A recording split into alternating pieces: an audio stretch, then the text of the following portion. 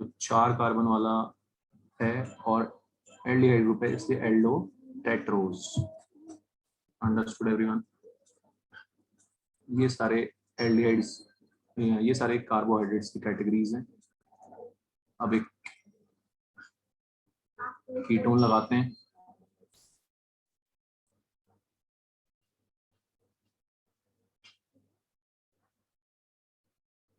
समझ आ रहा है सबको? तो ये कीटोन वाला आ गया कार्बोहाइड्रेट। हर कार्बन पे OH होना चाहिए, किसी भी कोई भी ऐसा कार्बन नहीं है जिसपे OH ना हो। Clear everyone? एक कायरल कार्बन जरूर होना चाहिए। एक ये होती है कैटेगरीज, इस तरह की शक्लें होती हैं कार्बोहाइड्रेट। सर एक क्वेश्चन है। हाँ सर हमें इससे अगर कीटोन ग्रुप को निकालना है तो कैसे निकालेंगे? क्या बोल रहे हैं? इससे अगर हमको कीटोन ग्रुप को निकालना है तो कैसे निकालेंगे? फिर से बोलो क्या बोल रहे हैं, समझ नहीं। सर कीटोन ग्रुप को इससे निकालने के लिए क्या करेंगे? निकालने के लिए, निकालना क्यों है, समझा नहीं मैं। सर ताकि अल्कोहल बन जाए पूरा। अच्छा, इसको तो वो कराना, रिड्यूस करना चाह रहे हैं। Yes sir. तो अरे वो तो कोई भी LiLH4 कर दे ना, H2PD कर दे, वही अपने पढ़ा हुआ है वो तो ना। एल्डिहाइड कीटोन्स को रिडक्शन करना है ना, LiLH4 कर दे, H2PD कर दे, NaBH4 कर दे, वो तो हो जाएगा उससे, ठीक है, कोई दिक्कत नहीं है।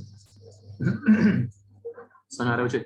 अभी यहाँ पे यस वो, अभी हमें नई नई टर्म सीखनी है, इसमें मोर इम्पोर्टेंट है हमें नई नई टर्म सीखना है। इसको बोलेंगे कीटो टेट्रोज, ये समझो सबसे पहले, ठीक है ना। यहाँ पे ध्यान दे कि कीटोन ग्रुप है और 4 कार्बन वाला कार्बोहाइड्रेट है, समझ में आ रहा है सबको, है ना। और इसका कॉन्फ़िगरेशन होगा बच्चों D, क्योंकि यहाँ पे OH जो है राइट साइड में। समझ में आ रही बात सबको? ठीक है, जो भी नाम होगा इसका ये D होगा और ये कीटो टेट्रोज है। ऑलराइट एवरीवन, समझ में आ गई बात सबको, है ना।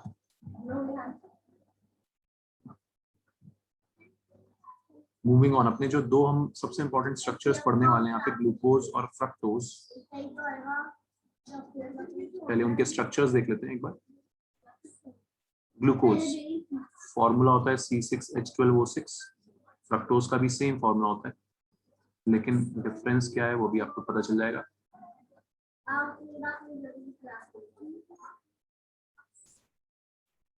तो बच्चों इंपॉर्टेंट ये है यहाँ पे ये स्ट्रक्चर याद करना, है ना।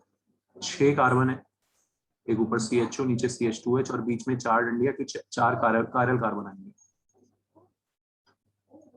अब बच्चों 4 कायरल कार्बन का मतलब है कि बहुत सारी पॉसिबिलिटीज हो सकती है। पॉसिबिलिटीज कैसे? एक बार H इधर लगाओ, OH इधर लगाओ, H इधर लगाओ, OH इधर, HOH, है ना। एक और कोई और कंपाउंड होगा जिसमें एक H इधर है, OH इधर है, इधर पलट दिया, OH और H कर दिया, HOH। तो आप लोग समझते हो 2 की पावर 4, 16 पॉसिबिलिटीज आएंगी, 16 पॉसिबिलिटीज बन सकती है ना। 2 की पावर 4 समझते हो सब लोग, है ना। मैथ्स में भी क्या होगा आपने, ठीक है, कि भाई हेड और टेल करोगे, 4 सिक्के हैं, हेड और टेल करोगे, कितनी पॉसिबिलिटीज बनेंगी? 16 पॉसिबिलिटीज। Clear everyone? सब में हेड, चारों में हेड, है ना। एक में हेड, दूसरे में टेल, तीसरे में हेड, चौथे में हेड, फिर पहले में हेड, दूसरे में हेड, तीसरे में टेल, चौथे। समझ आ रही मेरी बात सबको? पॉसिबिलिटी समझते हो? तो 2 की पावर 4, 16 पॉसिबिलिटीज यहाँ पे पॉसिबल है, उसमें से एक ग्लूकोज है हमारा। तो मैं ऐसे ही अपने मन से नहीं लगा रहा हूँ, ये आपको याद करना है। HOH, OHH, HOH, HOH, यही ग्लूकोज है। कुछ और बना दोगे तो वो ग्लूकोज नहीं होगा। ये पोजीशन आपको याद करनी है, HOH, OHH, HOH, HOH। इसके अलावा कुछ और बना दोगे तो that will not be glucose. Understood everyone? समझ में आ रही बात सबको? एकदम हिंदी में क्लियर है मेरी बात सबको? ठीक है, यस सर। यही ग्लूकोज है, इसके अलावा और कोई ग्लूकोज नहीं है। मैं अपने मन से चौथे कार्बन पे OH को उधर कर दूं, H को इधर कर दूं, या फिर तीसरे कार्बन में OH को उधर कर दूं, तो वो गलत है, वो ग्लूकोज नहीं है। तो आपको ये याद करना पड़ेगा relative positioning, HOH, OHH, HOH, HOH। Understood everyone? So this is glucose. Glucose D glucose होता है क्योंकि OH यहाँ पे राइट साइड में आता है। ये सब आपको याद करना है ना। फारदेस्ट कार्बन, सबसे दूर वाले कार्बन पे OH की पोजीशन देखिए हमने, राइट में आ रही है, तो वो डी ग्लूकोज है। अंडरस्टूड?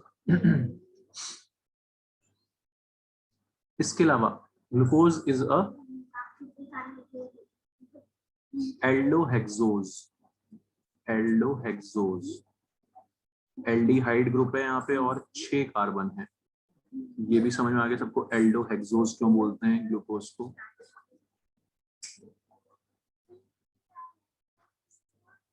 ठीक है बच्चों, इस स्ट्रक्चर तक भी हम पहुंचे हैं बिल्कुल वैसे ही जैसे भी अर्णव ने बोला था, हम कुछ ऑर्गेनिक रिएक्शंस कर करके पहुंचे हैं इस स्ट्रक्चर तक। हम पढ़ेंगे वो रिएक्शंस कि ऐसा स्ट्रक्चर क्यों है ग्लूकोज का। हमने ग्लूकोज से बहुत सारी रिएक्शंस की हैं, है ना। वो रिएक्शंस भी हमें केमिस्ट्री में वो सब रिएक्शंस याद करनी है ना। बायो में कुछ और पढ़ते हैं, यहाँ पे हमें ये रिएक्शंस वगैरह पे ज्यादा फोकस करना है, स्ट्रक्चर पे फोकस करना है, ये सब चीजें।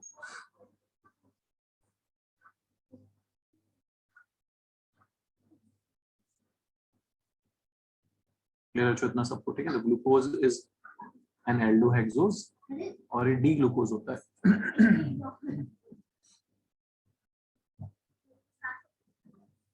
दूसरा है हमारा फ्रक्टोज। स्ट्रक्चर्स आपको इनके याद रखने हैं।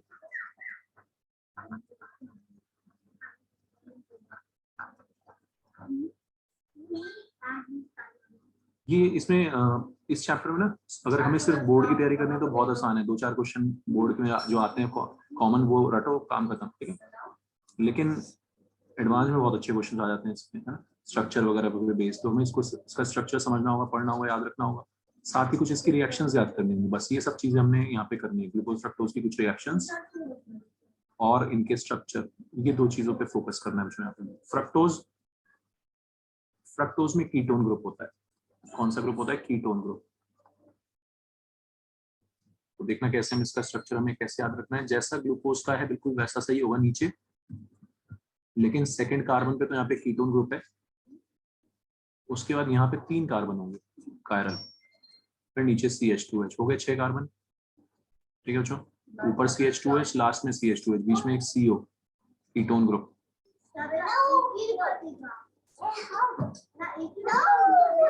एंड ऊपर से कॉपी पेस्ट मार देंगे, बिल्कुल थर्ड कार्बन से कॉपी पेस्ट मारना है। First carbon, second carbon, third, fourth, fifth, sixth.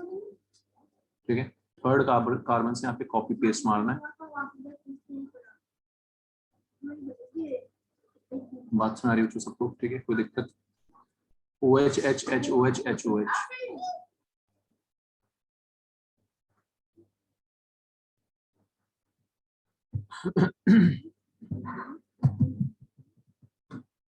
So this is the structure। फिर सबको मेहर सुना रही बात? नव्या, पायल, ठीक है। ये हो गया हमारा स्ट्रक्चर ऑफ फ्रक्टोज। फ्रक्टोज को बोलते हैं कीटोहेक्सोज। फ्रक्टोज इज अ कीटोहेक्सोज क्योंकि उसमें कीटोन ग्रुप और 6 कार्बन वाला कार्बोहाइड्रेट है।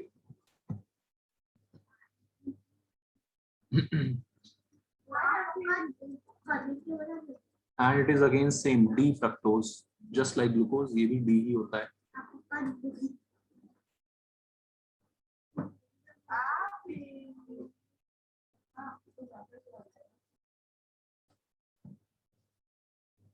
क्लियर है? ठीक, तो डी और एल कॉन्फ़िगरेशन अलग होता है, बिल्कुल हम सिर्फ इसकी शक्ल देख के, स्ट्रक्चर देख के बनाते हैं। तो डी और एल रूल से बनाए, इंसान ने बनाया। भगवान ने इनको क्या बनाया? Dextrorotatory, levorotatory. जो प्लेन पोलराइज लाइट को, है ना, ऑप्टिकली एक्टिव कंपाउंड्स की खासियत होती है, वो प्लेन पोलराइज लाइट को घुमा देते हैं, रोटेट कर देते हैं। ठीक है, तो ग्लूकोज प्लेन पोलराइज लाइट को कैसे घुमाता है? क्लॉकवाइज डायरेक्शन में घुमाता है। कैसे घुमाता है? क्लॉकवाइज डायरेक्शन में।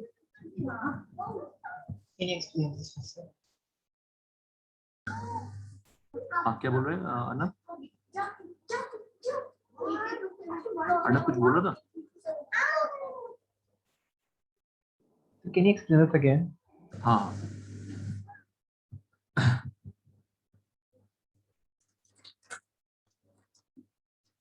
सही। फ्रक्टोज तो ग्रोथ के लिए होता है ना? ग्रोथ के लिए? तो जैसे बॉडी में जो ग्रोथ होती है उसके लिए होता है ना फ्रक्टोज। तो वही है ना, ये सब बायो वाला बताएगा। ठीक है, तो मैं क्या बताऊंगा? सिर्फ केमिस्ट्री। ठीक है, तो मुझसे उम्मीद भी मत करना कि मैं बायो की कुछ बात करूंगा तुमसे, है ना। गलत बात कर दूं, गलत बता दूंगा, फिर उसका क्या मतलब है ना। मुझे खुद ही नहीं आता बायो, तो मैं कैसे समझ पढ़ाऊंगा यार बायो तेरे को, है ना रुद्रांश? मैं सिर्फ केमिस्ट्री पे फोकस करूंगा, रिएक्शंस पे, स्ट्रक्चर पे, इन पे, है ना। Yes sir. हाँ, ये जनरल नॉलेज की बातें मुझसे नहीं पूछनी है। ऑप्टिकली एक्टिव कंपाउंड्स होते हैं जिनमें कायरल कार्बन होता है बच्चों, है ना। क्या होता है? Chiral carbon. ठीक है ना। यहाँ पर भी कायरल कार्बन होता है, वो एसिमेट्रिक मॉलिक्यूल होता है, एसिमेट्रिक मॉलिक्यूल होता है वो। Yes sir. प्रॉपर्टी होती है,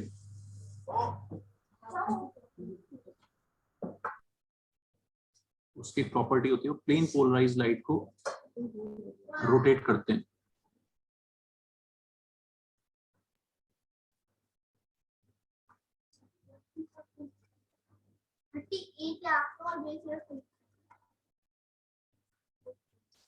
तो जब plane polarize light optically active compound से पास कराते हैं, है ना, तो वो रोटेट हो जाती है, तो क्लॉकवाइज या एंटी क्लॉकवाइज, है ना, या तो वो ऐसे घूम जाएगी। अगर कोई कंपाउंड ऐसे घुमाता है, जैसे मैं ग्लूकोज अगर रखूंगा, ग्लूकोज का सॉल्यूशन रखूंगा वहां पे, ग्लूकोज का एक तो सॉल्यूशन रखूंगा, वो लाइट क्लॉकवाइज रोटेट हो जाती है। कैसे रोटेट हो जाती है? क्लॉकवाइज। सब प्लेन पोलराइज्ड लाइट क्या होता है? अच्छा, एक वो है ना, अब कैसे इस चीज को कैसे एक्सप्लेन करें, जो लाइट होती है उसमें उसकी रेडिएशंस होती है ना, तो मतलब उसकी जो रेडिएशंस देखते हैं हम, उसकी जो डायरेक्शन होती है वो थोड़ा सा टिल्ट हो जाती है ना। ये खासियत होती है। अब इसको, और ये तो तेरे को याद ही रखना है ना इसको, या तो तू एक्सपेरिमेंटली, ना तो तेरे को एक्सपेरिमेंट में काम आएगा ही कभी, ये तो तेरे को याद करना है। ठीक है, कोई कंपाउंड जो उसको क्लॉकवाइज रोटेट कर रहा है, उस कंपाउंड को हम बोलते हैं डेक्स्ट्रो रोटेटरी। बस ये तेरे को याद करना है यार, ठीक है। डेक्स्ट्रो रोटेटरी, उनके रोटेशन का जो एंगल होते हैं, उनके रोटेशन का एंगल प्लस होता है, हम बोलते हैं वो प्लस रोटेशन दे रहा है। क्लॉकवाइज रोटेशन को प्लस रोटेशन बोलते हैं, डेक्स्ट्रो रोटेटरी बोलते हैं, है ना, और बोलते हैं कि वो प्लस रोटेशन दे रहा है। ठीक है, अभी मैं एक बार एनसीईआरटी में दिखाऊंगा तेरे को कि इसका रोटेशन होता कितना है ग्लूकोज का। वहीं अगर हम सेम प्लेन पोलराइज्ड लाइट को फ्रक्टोज से पास कराएंगे, तो यहाँ पे बच्चों इनमें डिफरेंस होता है दोनों में। वो levorotatory, term is levorotatory, जब एंटी क्लॉकवाइज रोटेट करते हैं उस लाइट को, ठीक है ना, तो उस कंपाउंड को हम बोलते हैं लीवो रोटेटरी। ये आपको मुझे याद करना है कि एक डेक्स्ट्रो रोटेटरी में से एक लीवो रोटेटरी है, इनका प्रॉपर्टी है, ये नेचर है इनका, ये भगवान ने इनको ऐसा बनाया है, हम कुछ नहीं कर सकते इसमें। हमें इसको याद करना है कि एक्सपेरिमेंटली करके जब देखा गया ना, आपको कभी एक्सपेरिमेंट करना है 12th क्लास में, तो अभी आपको ये ध्यान रखना है कि इनको जब एक्सपेरिमेंट करके देखा गया, तो एक प्लेन पोलराइज्ड लाइट को क्लॉकवाइज रोटेट कर रहा था और एक anticlockwise. One is dextrorotatory, another is levorotatory. ठीक है ना, समझ आ गई थी बात? ठीक है, तो फिर हम एक को बोलते हैं डी प्लस ग्लूकोज, क्योंकि वो डेक्स्ट्रो रोटेटरी है, ये आपको याद करना है। ठीक है बच्चों, और दूसरा है डी माइनस फ्रक्टोज, ब्रैकेट में लिखा, मैंने लिखा है माइनस फ्रक्टोज, यानी कि ये कैसा होता है? लीवो रोटेटरी होता है, ये इसका नेचर है। अंडरस्टूड एवरीवन इतना?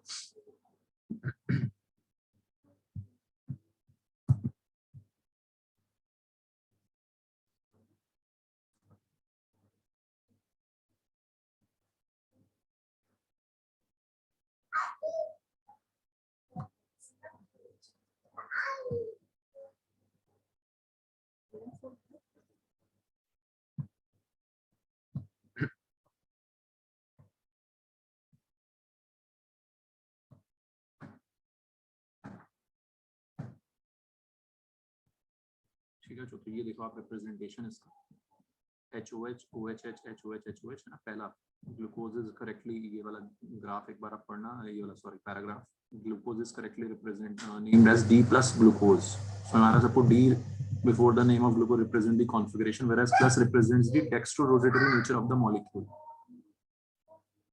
समझ आगे बात बच्चों सबको? It should be remembered that D and L have no relation with optical activity. D and L हम शक्ल देख के बता देते, और वो जो ऑप्टिकल एक्टिविटी है वो उसका नेचर है।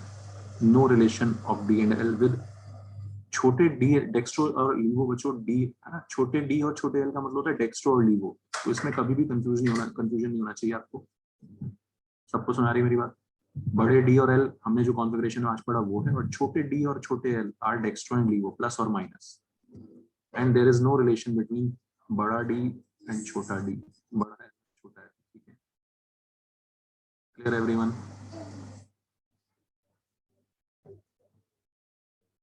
बताओ जो क्लियर है सबको, इतना कोई डाउट? तो फर्स्ट वाला स्ट्रक्चर वो ग्लूकोज का है। मैं इसमें आपको एक जगह वो कर दिखाऊंगा, एंगल ऑफ रोटेशन और दे रखा होगा, values inversion of cane sugar में आ जाए। हाँ ये वाला पैराग्राफ है ना, ये हम बाद में दोबारा से अभी पढ़ेंगे, बट आपको ये ध्यान रखना है, since the level rotation of fructose is minus 92.4 degree, वो एंगल को कितना, उसका एक मोल एंगल को लाइट को 92.4 डिग्री रोटेट कर देता है एंटी क्लॉकवाइज डायरेक्शन में। Dextro rotation of glucose is plus 52.5 degree. समझ में आ रहा है सबको? वो कितने एंगल से घुमाता है? 52.5 से, लेकिन किस डायरेक्शन में? क्लॉकवाइज। Understood everyone? ठीक है, तो दोनों का एंगल भी अलग अलग है अपना अपना, ठीक। लेकिन आपको याद रखना है एक का प्लस है और एक का माइनस है। बताओ बच्चों, इतना सबको याद हो गया, समझ में आ गया? कोई दिक्कत परेशानी?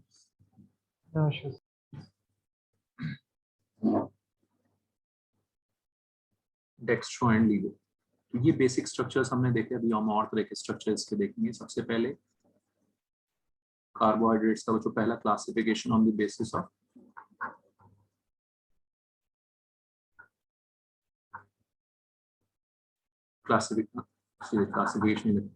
Classification of carbohydrates. सबसे पहला क्लासिफिकेशन है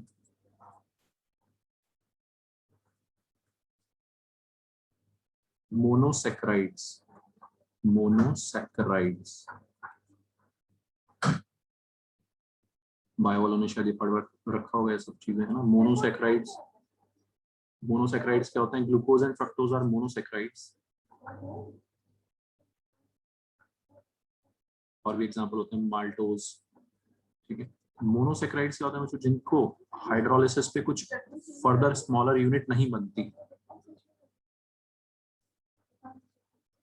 है ना, जिनके हाइड्रोलिसिस पे फर्दर स्मॉलर यूनिट नहीं बनती, वो अपने आप में ही सबसे सिंपलेस्ट यूनिट है, उनको बोलते हैं मोनोसैकराइड, है ना। जैसे बच्चों हम बाद में पढ़ेंगे, सेकंड हम पढ़ेंगे, उसका भी एग्जांपल बता देता हूँ ताकि आपको ज्यादा क्लियर हो जाए। Disaccharide for example, sucrose is a disaccharide. Sucrose को जब हम हाइड्रोलिसिस करते हैं सुक्रोज का, तो हमें ग्लूकोज और फ्रक्टोज मिल जाता है। क्या मिलता है? ग्लूकोज और fructose.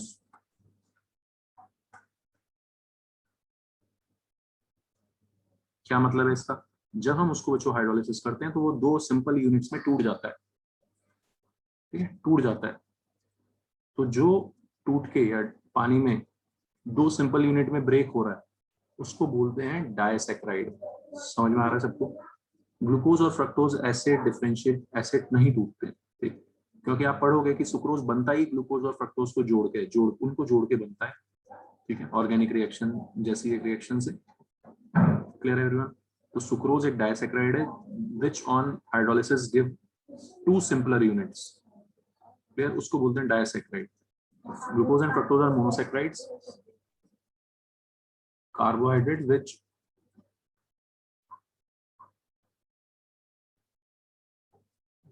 do not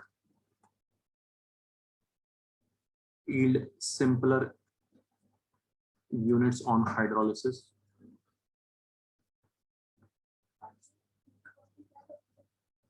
are called monosaccharides.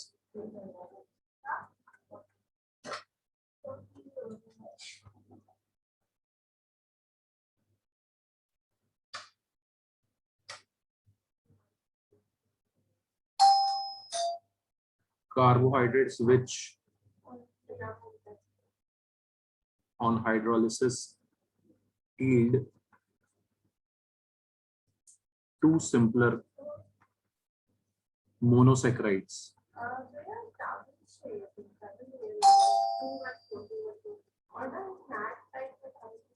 are called disaccharide.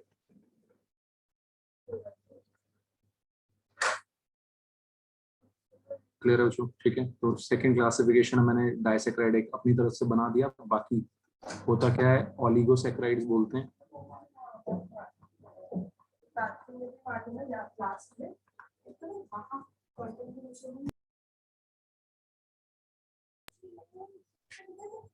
ओलिगोसैकराइड्स क्या होते हैं? जो 2 से 10 जो डिसोसिएट होकर 2 से 10 यूनिट्स देते हैं, मोनोसैकराइड्स बनाते हैं, उनको ओलिगोसैकराइड्स बोलते हैं। क्लियर है? अब ये ऐसा ही चैप्टर है बच्चों ना, थोड़ा सा बोरिंग याद करने वाला। मोनोसैकराइड्स एग्जांपल ये हमारे सारे, हाँ ये monosaccharides, a carbohydrate that can not be hydrolysed further to give simpler unit, clear, is called a monosaccharide. About 20 monosaccharides are known to occur in nature.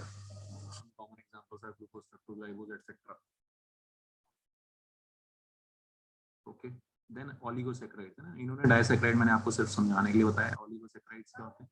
Carbohydrates that yield 2 to 10 monosaccharide units on hydrolysis, 2 से लेकर 10 तक। ठीक है, उनको further classify कर सकते हैं disaccharide, ट्राइसैकराइड, टेट्रासैकराइड। समझ में आगे बच्चों सबको? कहानी कोई दिक्कत? ठीक। और फिर होते हैं polysaccharides, carbohydrates which yield a large number of monosaccharide units on hydrolysis. For example, starch, cellulose, glycogen, gums. हमने, आपको याद होगा कि वहां पे कहाँ पे कोलॉइडल सॉल्यूशन में पढ़ा था, क्या पढ़ा था कोलॉइडल में? Macromolecular colloid. मैक्रोमोलिकुलर कोलॉइड के एग्जांपल थे स्टार्च, सेलुलोज, बहुत बड़े बड़े होते हैं। ठीक, पॉलीसैकराइड बहुत बड़ी बड़ी यूनिट्स होती हैं। प्रोटीन, प्रोटीन भी मतलब वो तो खैर हम बाद में पढ़ेंगे।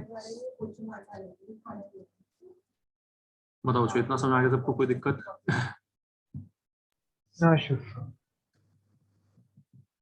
मिहिर, नीति, नव्या, पायल, समझ आ रही सबको बात? Rudransh, yes sir. ईश्वर है ना, बोरिंग है बट स्कोरिंग है, बोरिंग है बट स्कोरिंग है ना, पहले ही बताया मैंने आपको। ये सारा पोर्शन बोरिंग है बट स्कोरिंग है, तो याद करना है आपको।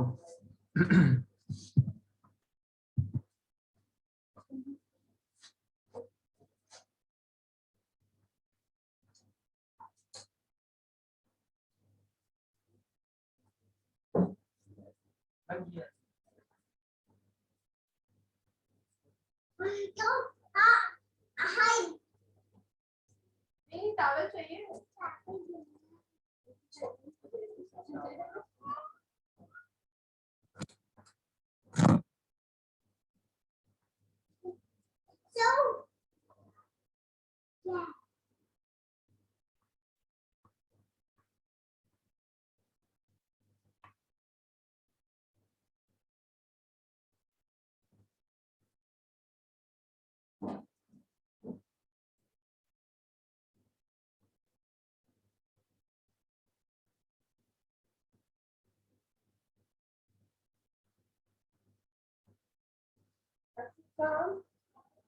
Wash. Oh.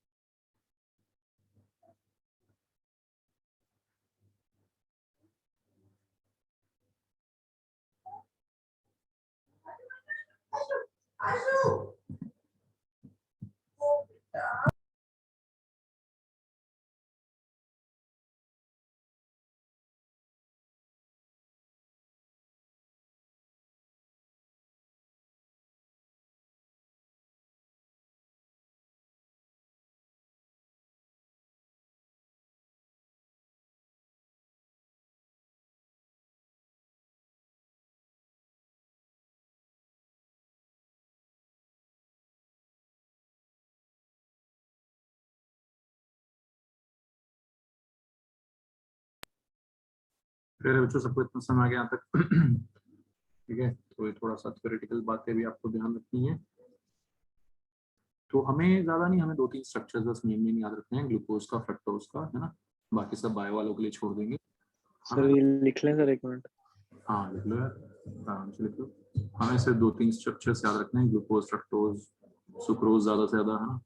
बाकी सब हम बायो वालों के लिए छोड़ देंगे, उन्हें याद करने देंगे। सर बायो वालों को वैसे ही याद रहेगा।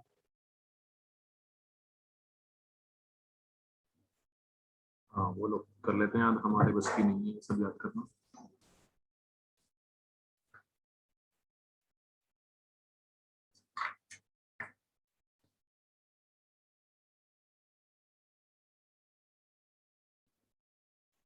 क्लियर है बच्चों इतना सबको? ठीक है, तो ओके। तो हमारा जो ये ग्लूकोज का स्ट्रक्चर है ना, इस तक हम कैसे पहुंचे? कुछ some reactions which led us to the structure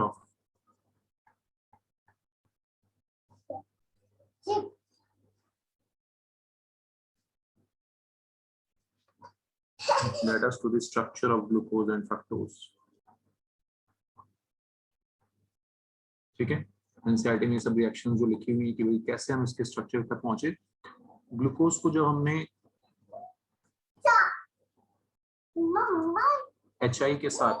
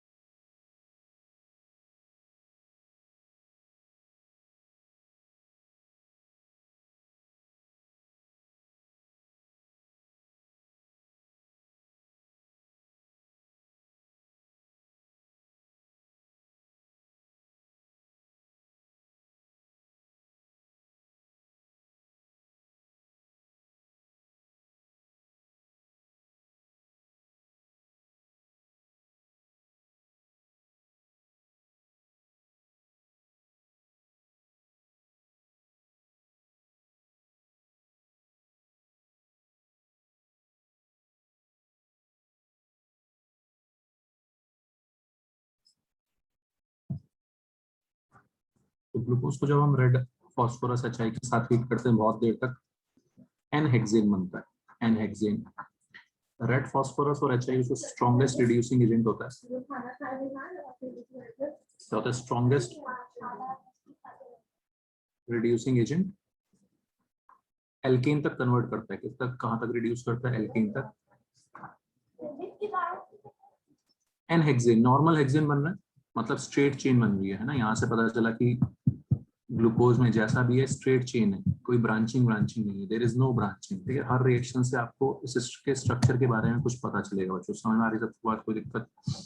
ठीक, तो हर रिएक्शन से इसके स्ट्रक्चर के बारे में आपको कुछ आइडिया लगेगा।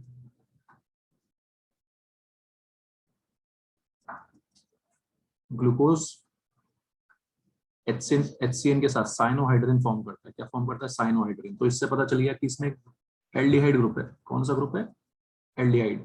पढ़ लिया आपने एल्डिहाइड और कीटोन में साइनोहाइड्रिन क्या होता है? ठीक है, याद है सबको?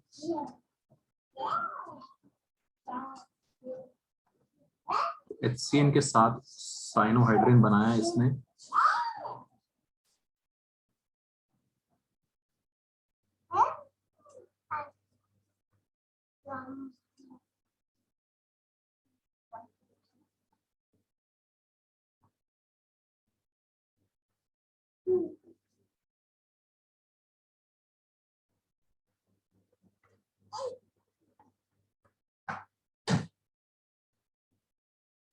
इससे क्या पता चल गया कि ये इसमें एक एल्डिहाइड ग्रुप है ना, confirms the presence of aldehyde group.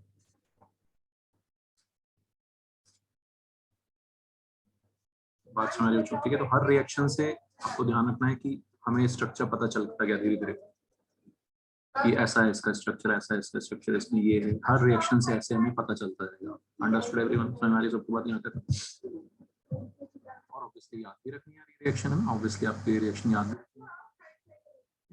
जैसे ये है HI के साथ हीट किया, on prolong heating with HI it forms n hexane suggesting that all the 6 carbon atoms are linked in a straight chain.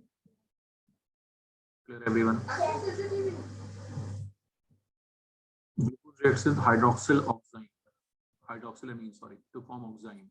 NH2OH के साथ oxime बना रहा है और HCN के साथ and adds a molecule of HCN to form to give cyanohydrin. These reactions confirm the presence of carbonyl group. C double bond O group की presence को confirm कर दिया। क्लियर है बच्चों? कोई दिक्कत?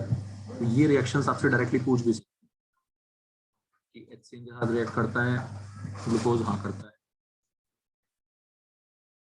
हाइड्रोक्सिलामीन के साथ रिएक्ट करता है, हाँ करता है भाई।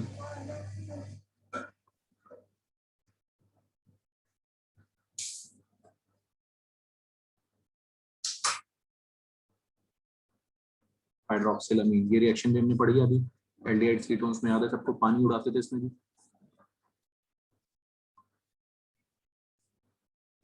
ऑक्साइन बनाते थे, पानी उड़ा के क्या बनाते थे? ऑक्साइन। एल्डिहाइड कीटोन्स की रिएक्शंस पढ़ना इसलिए जरूरी था इस चैप्टर से पहले, ठीक है? बिना इस चैप्टर को किए कोई फायदा ही नहीं था एल्डिहाइड कीटोन्स करने का।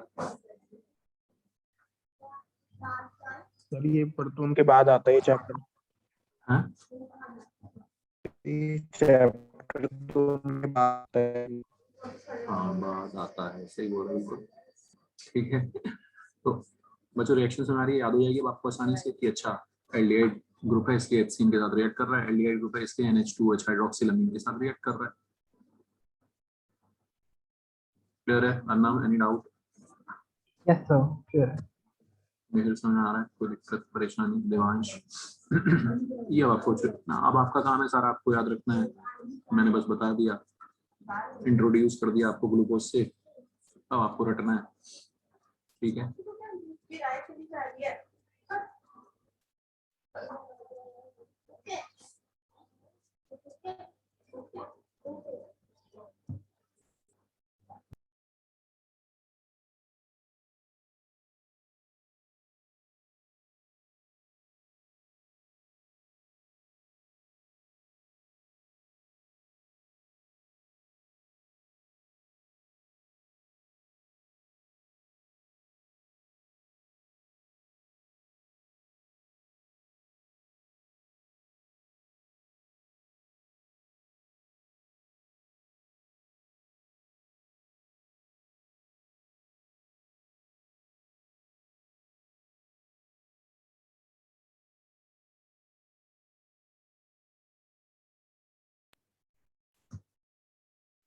ठीक है बच्चों, इसके बाद और क्या रिएक्शंस होती है? ग्लूकोज को जब हम दो, इसके बच्चों ये रिएक्शन इंपॉर्टेंट है, याद रखना है आपको ये दोनों रिएक्शंस, ग्लूकोनिक एसिड और सैक्रिक एसिड है ना, ये इंपॉर्टेंट रिएक्शंस हैं।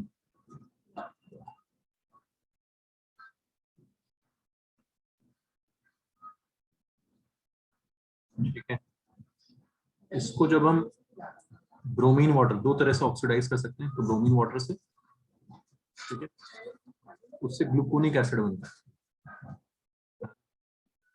This indicates the presence of carbonyl group. Again ये भी रिएक्शन हमें कार्बोनिल ग्रुप का प्रेजेंस बता रही है।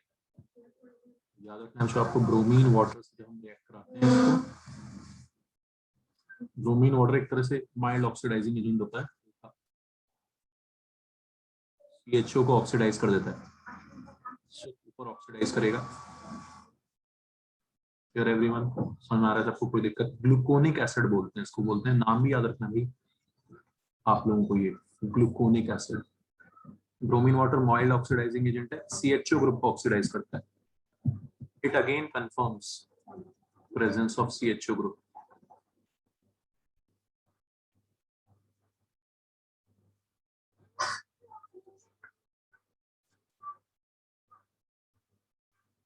ठीक है, तो याद रहेगा।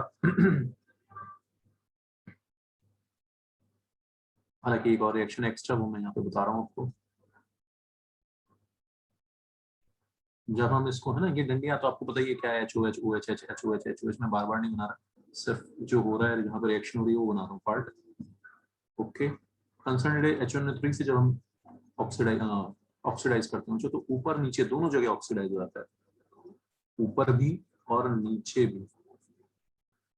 सब ऊपर स्क्रॉल कर सकते हो क्या एक सेकंड? हाँ हाँ बिल्कुल, नोट कर लो भाई आराम से।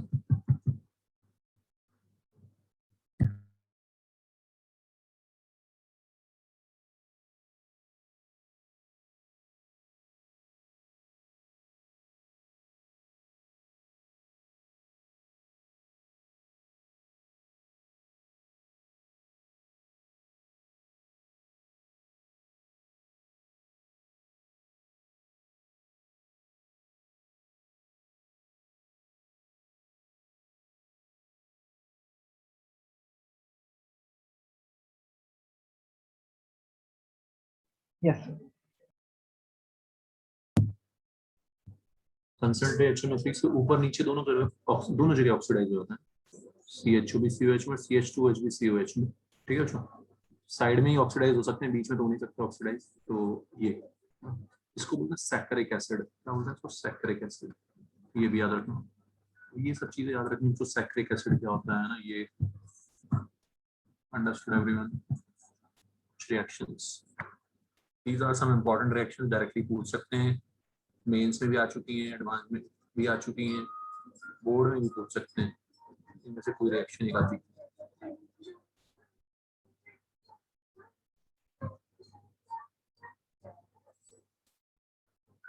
फिफ्थ रिएक्शन है बच्चों, फिफ्थ रिएक्शन ने हमें ये बताया कि इसमें कितने OH ग्रुप हैं। कैसे बताया?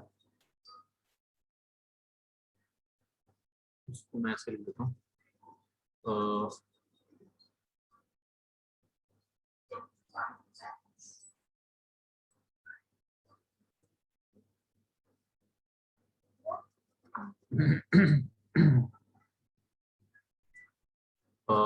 एसिटिक एनहाइड्राइड के साथ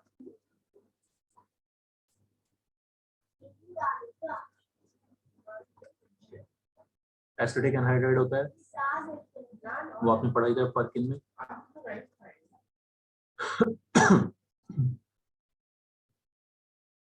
CH3COO CH3। ठीक है, तो इनकी रिएक्शन क्या होती है बच्चों अल्कोहल के साथ? ये आप वैसे वहां पे पढ़ते हैं अभी, कार्बोक्सिलिक एसिड डेरिवेटिव्स में नहीं पढ़ा हुआ आपने भी। तो ये क्या रिएक्शन होती है इनके साथ? ये न्यूक्लियोफाइल अटैक करता है, ठीक है, CH3COR बन जाता है। क्या बन जाता है? CH3COR, और H चला जाता है उसमें, तो ये यहाँ से टूट के ऐसी रिएक्शन होती है। तो होगा क्या बच्चों यहाँ पे? CHO के साथ हर एक OH पे OCOCH3 लग जाएगा। OH की जगह क्या आके लग जाएगा? OCOCH3। समझ में आ रही बात सबको? सारे के सारे OH पे ROH था पहले, ROCOCH3 बन गया। क्या बन गया? ROCOCH3। यहाँ पर भी हर एक अल्कोहल पे CHOH CH2OH सब पे CHOCOCH3 CH2OCOCH3। पेंटा क्या बनेंगे इसको? पेंटा एनहाइड्राइड। एक सेकंड,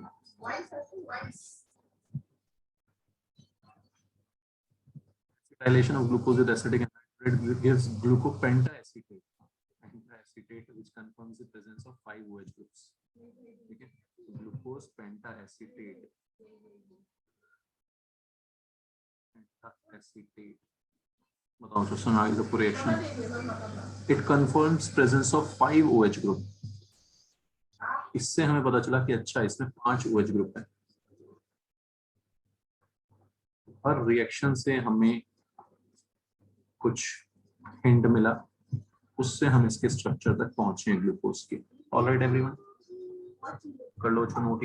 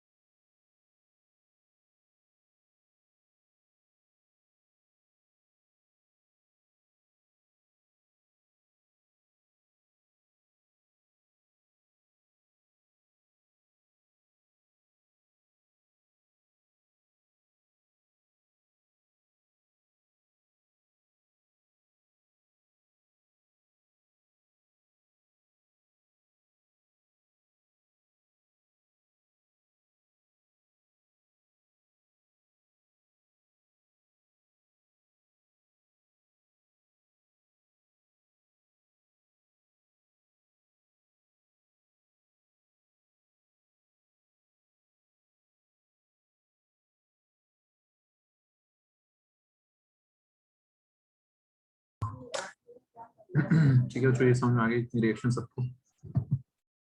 ठीक है, ये आपको याद करनी है। वैसे मैंने बना रखा है पे सैकरिक एसिड ग्लूकोनिक एसिड दोनों है ना।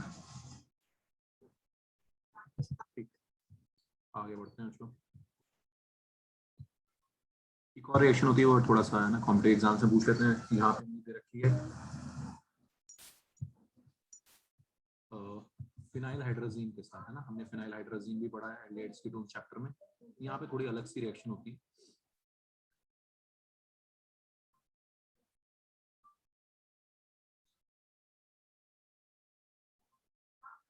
थ्री मॉलिक्यूल्स के साथ रिएक्ट करता है ना, कॉम्पिटिटिव एग्जाम से ये सब चीजें पूछ लेते हैं। तो three molecules of phenyl hydrazine के साथ ओसाजोन का फॉर्मेशन, जो कंपाउंड बनता है उसको ओसाजोन बोलते हैं।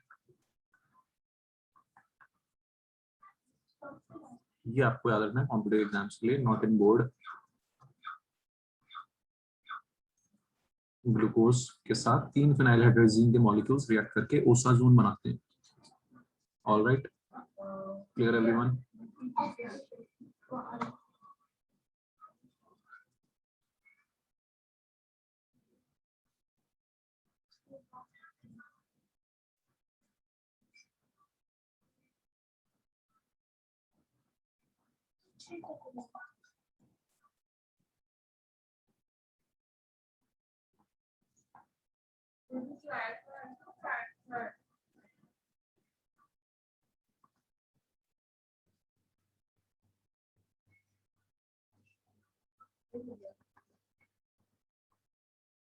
कुछ ऐसा स्ट्रक्चर होता है ओसाजोन का।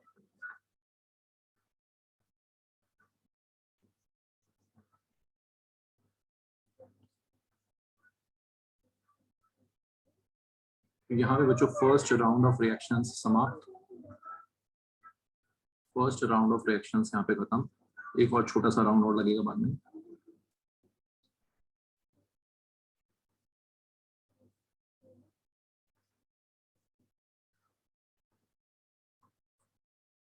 फिर हमें एक और स्ट्रक्चर पढ़ना है ग्लूकोज का, फ्रक्टोज का, साइक्लिक स्ट्रक्चर, है ना।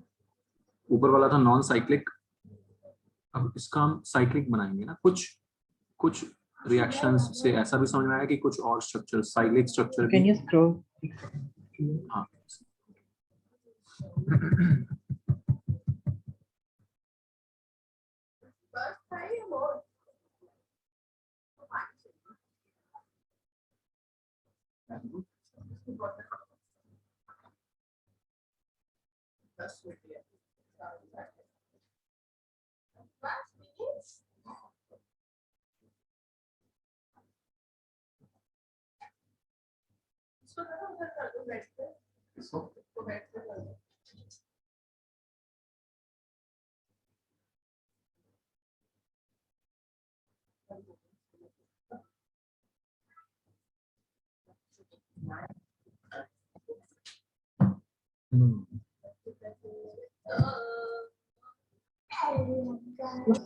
Reactions क्या influence करती है? क्या जी फिर से बोल। Six reactions हम क्या infer करेंगे? Like इसके नीचे statement क्या लिख सकते हैं?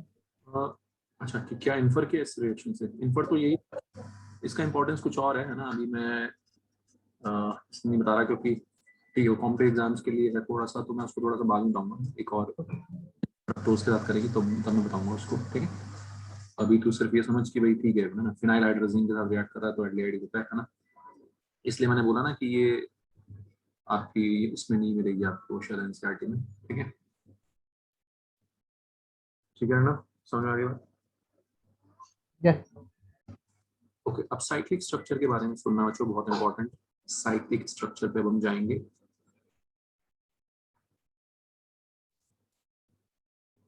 ये हमारा नॉन साइक्लिक स्ट्रक्चर,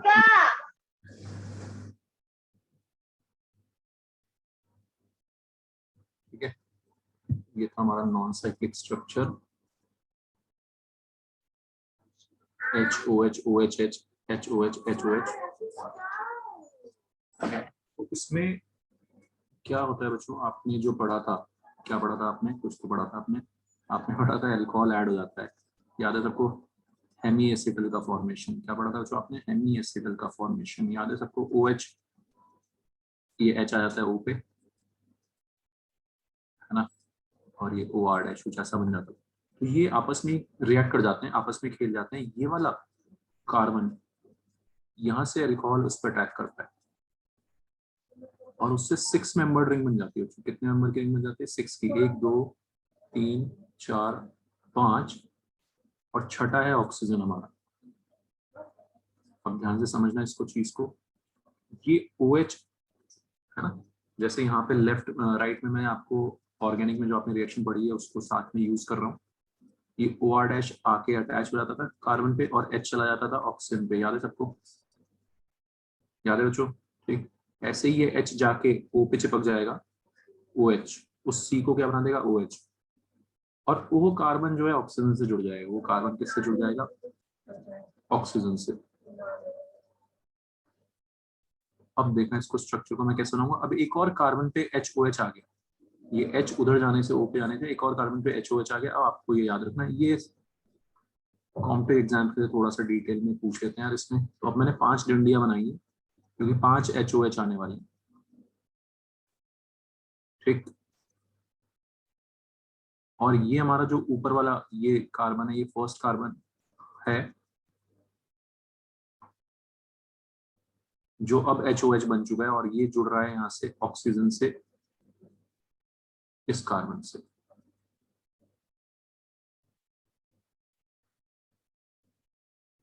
इसको थोड़ा सा एक बार कोशिश करके समझ लेना ध्यान से, नहीं आए तो दोबारा से पूछ लेना।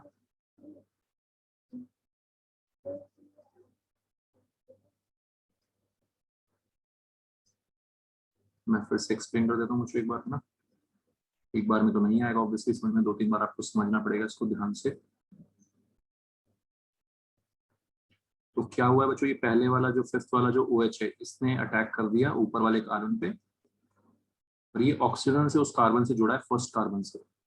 देखो यहाँ पे है ना, ऑक्सीजन से फर्स्ट कार्बन से जुड़ा है, रिंग जैसा बन जाएगा, रिंग है ना। अभी हमने इसको रिंग को ऐसा बड़ा सा रिंग बनाया, अभी हम सुंदर रिंग बनाएंगे बाद में। पहले आप इसको समझो कैसे आ रहा है इसका रिंग स्ट्रक्चर। बताओ बच्चों समझ आ रहा है किसको? है ना। तो फर्स्ट कार्बन पे भी HOH बन गया, डबल बॉन्ड O पे H आ गया, ये वाला अल्कोहल वाला H आ गया, तो OH बन गया वो और H। ठीक। बताओ क्लियर है? मिहिर, अर्नव, रुद्रान, क्लियर है। हमारी बात ठीक है। ऐसा स्ट्रक्चर बन जाता है जो उसको स्ट्रक्चर साइक्लिक स्ट्रक्चर बोलते हैं ग्लूकोज का।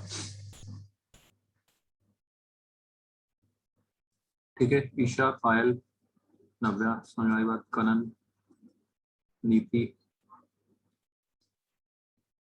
साइक्लिक स्ट्रक्चर बना लोगे, याद रखना है, फिर 2-3 बार प्रैक्टिस करो, बन जाएगा, याद हो जाएगा। अब इसमें जो इंपॉर्टेंट चीज क्या है, सबसे इंपॉर्टेंट चीज, ध्यान से सुनना मेरी बात। ये जो रिंग है ना, ये ऊपर से भी अटैक हो सकता है, C double bond O planar चीज है, ये ऑक्सीजन ऊपर से भी अटैक कर सकता है और ये पीछे से भी अटैक कर सकता है। 2 पॉसिबिलिटीज बनती है यहाँ पे। क्या बनती है यहाँ पे? 2 पॉसिबिलिटीज। रिंग को एक तरह से समझो, पेपर को आपने ऊपर से फोल्ड कर दिया, पेपर को ऊपर से रोल कर दिया, ऊपर वाली साइड से, और एक बार हमने पीछे वाली रोल कर दिया, पेपर को 2 तरफ से रोल कर रहे हैं। उस वजह से बच्चों 2 पॉसिबिलिटीज बनती है यहाँ पे।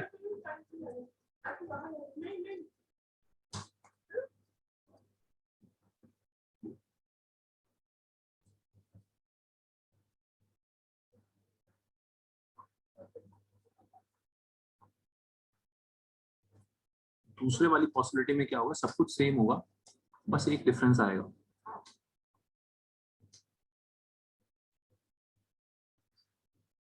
तो ये आपको पहले बनाने की प्रैक्टिस करनी है कि भाई ये ऐसे जोड़ दिया हमने। चेंज ये आएगा बच्चों कि जो फर्स्ट कार्बन पे OHH उल्टी साइड ना, दो कन्फर्मेशन, 2 पॉसिबिलिटीज हैं, एक तो ऊपर से फोल्ड हो रहा है और एक नीचे से फोल्ड हो रहा है। तो फर्स्ट कार्बन पे बच्चों 2 पॉसिबिलिटीज आती हैं, एक में OH राइट साइड में, एक में OH लेफ्ट साइड में। समझ में आ रही बात सबको? बाकी सब कुछ एज इट इज है।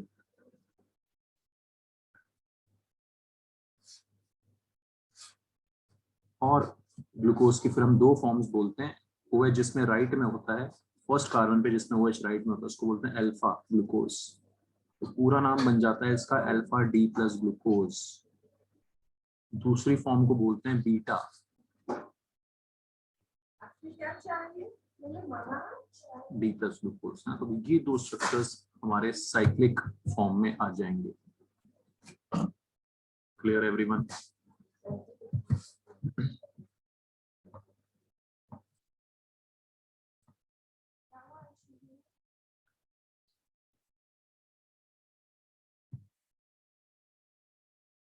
ये यहाँ पे कुछ कोई चीज समझाने की कोशिश की गई है कि ये OH जो है ऊपर वाले फर्स्ट कार्बन पे अटैक मार रहा है, ठीक है। फिफ्थ वाला जो OH है वो फर्स्ट कार्बन पे अटैक मार रहा है। वो दो साइड से हो सकता है, ऊपर से नीचे से, इसलिए पहले कार्बन पे दो पॉसिबिलिटीज आ रही हैं, एक में OH राइट में आ रहा है, एक में OH लेफ्ट में आ रहा है। याद रखना है आपको दोनों स्ट्रक्चर्स। Understood everyone? तो आपको इसी की प्रैक्टिस करनी है ना, ये स्ट्रक्चर बनाने की। पहले सीधा स्ट्रक्चर बनाओ, साइकिल नॉर्मल नॉन साइक्लिक, और फिर साइकिल बना दो।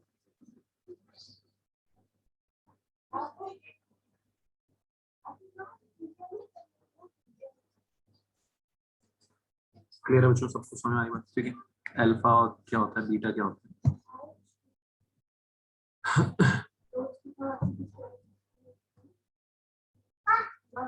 तो ऐसे ये बना रहे होंगे ना, भी हाँ बना लो, बना लो, तो बता देना एक बार।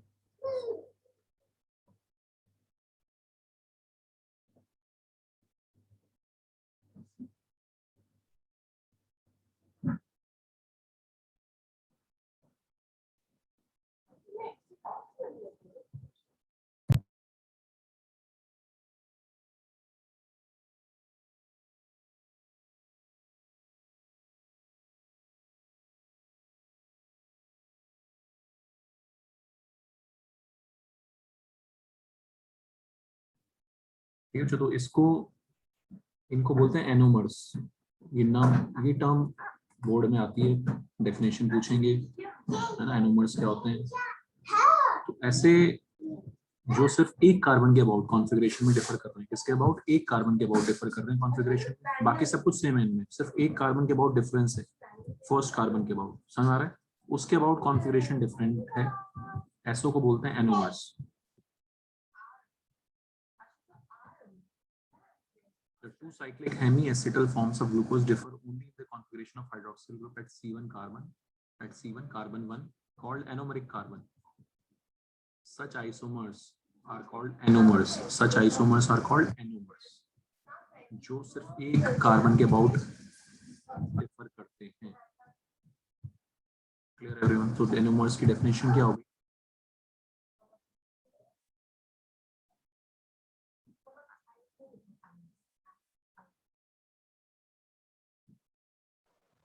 सर आपकी आवाज नहीं आ रही। आवाज नहीं आ रही? आवाज नहीं आ रही? अब आ रही है sir.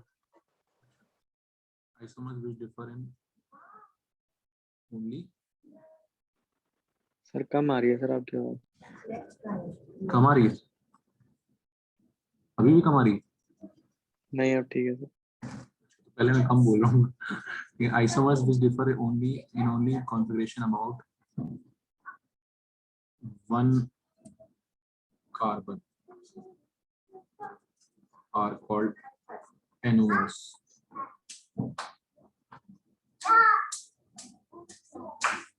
And that carbon is called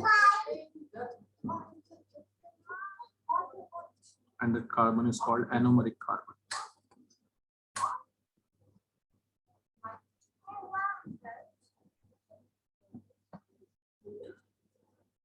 Clear है बच्चों? समझ में आई सबको बात? That carbon is called anomeric carbon.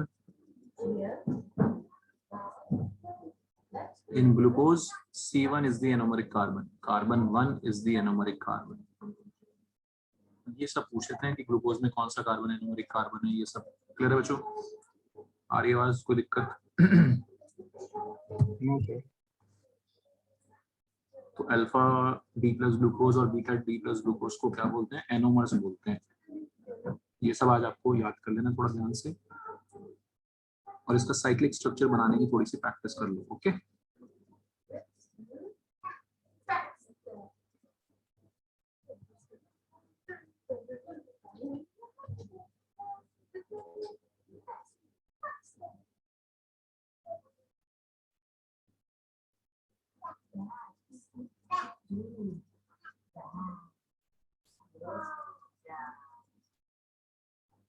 इसी का ग्लूकोज को बनाने का हैवॉर्थ प्रोजेक्शन होता है, हैवॉर्थ, बस ये लास्ट।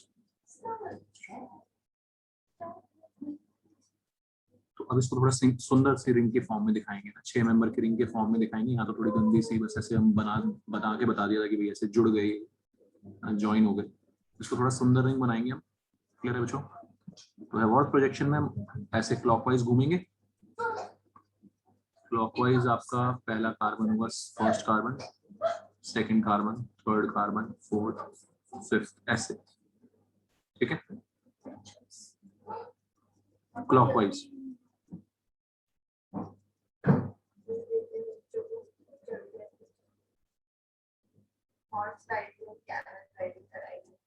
क्लियर है भैया?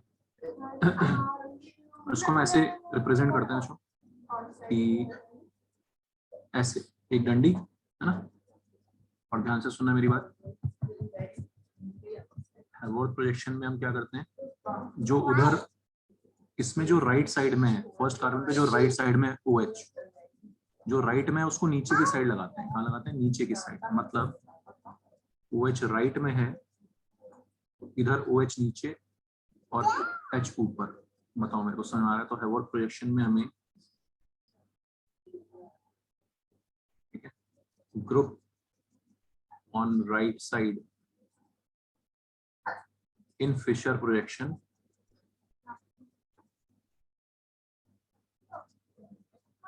is below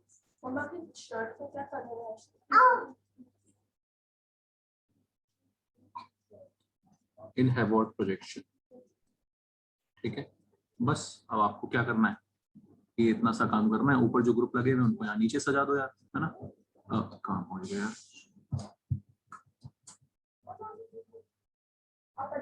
ये ग्रुप जो लगे हुए हैं इनको वहां पे सजा देना है। जो OH राइट में है तो वो नीचे, सेकंड पे भी ऐसा ही हुआ, थर्ड पे उल्टा होगा।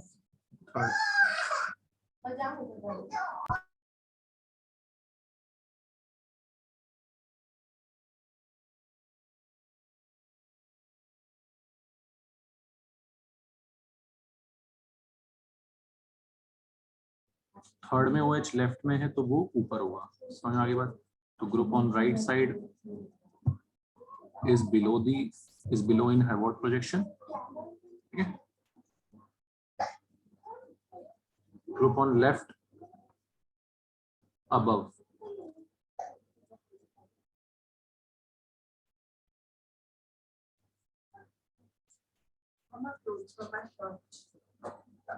यहाँ पे उल्टा हो जाएगा थर्ड वाले पे। ठीक है, जो बात सुना आगे सबको, हैवॉर्थ प्रोजेक्शन को कैसे सजाना है। जो लेफ्ट में है वो ऊपर और राइट में है वो नीचे। थर्ड पे H राइट में है तो वो नीचे।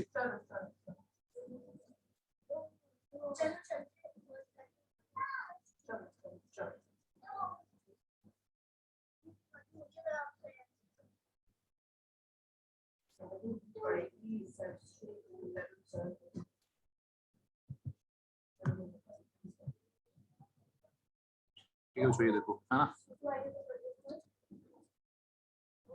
आ गया सबको? ठीक, ये सब आपको आज पढ़ लेना है अच्छे से ध्यान से। पायरान के स्ट्रक्चर पे बना है ये ऑर्गेनिक कंपाउंड, एक पायरान, उसके जैसा स्ट्रक्चर होता है इसका, तो इसलिए वहां से नाम चुरा है इसका, ग्लूकोपायरानोज। पूरा नाम आ गया इसका alpha D plus glucopyranose. Pyran जैसा स्ट्रक्चर है इसलिए इसका पूरा नाम बन गया पायरानोज स्ट्रक्चर।